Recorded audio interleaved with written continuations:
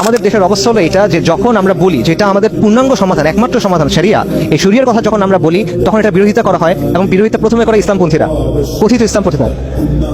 এটা হলো আমাদের সমাজের বাস্তবতা। এটা আমাদের সমস্যা হচ্ছে এইটা যে আমরা যেটা হলো ইসলামের আদর্শ বিসর্জন দেওয়া, যেটা হলো ইসলামের বিধিবিধান হুকুম আহকামের সাথে মশকরা করা, সেই জিনিস করে আপনি দুনিয়ার ক্ষুদ্র একটা অংশ পাচ্ছেন যেটা 1 বছর পর থাকবে না, সেটাকে আমরা মনে করতেছি ইসলামের বিজয়। আপনি যখন পর্দার বিধান মানতেছেন না, আপনি এতদিন পর্দার বিধান মেনে আসছেন, এখন আপনি পর্দার বিধান মানেন না, তখন আপনি যখন কিছুটা দুনিয়া পাইছেন, যখন মানুষ ওরা দেখছে যে হ্যাঁ সে তো দিন একটু ছেড়ে দিছে, পাশে মেয়ে বসেছে, তখন সে আপনাকে একটু দুনিয়া দিছে, ওইটা দেখে আপনি মনে করতেছেন আপনার ইসলামের বিজয় হয়েছে। এইটা হলো আমাদের সমাজের অবস্থা। মানে আপনার টিকে থাকতে হলে ইসলামের জায়গায় ছাড় দিতে হবে, এবং কুফর যেটা সেটা মেনে নিতে হবে। সেই কুফরটা হইতে পারে শাহবাগীদের কুফর, অথবা সেই কুফরটা হইতে পারে আমেরিকানদের কুফর।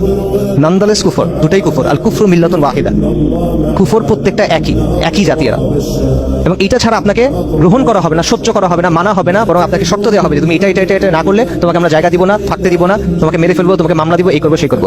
এইটা যদি আপনার অবস্থা হয় তাহলে আপনি আমাকে বলেন এই সমাজে আমাদের অবস্থা কত।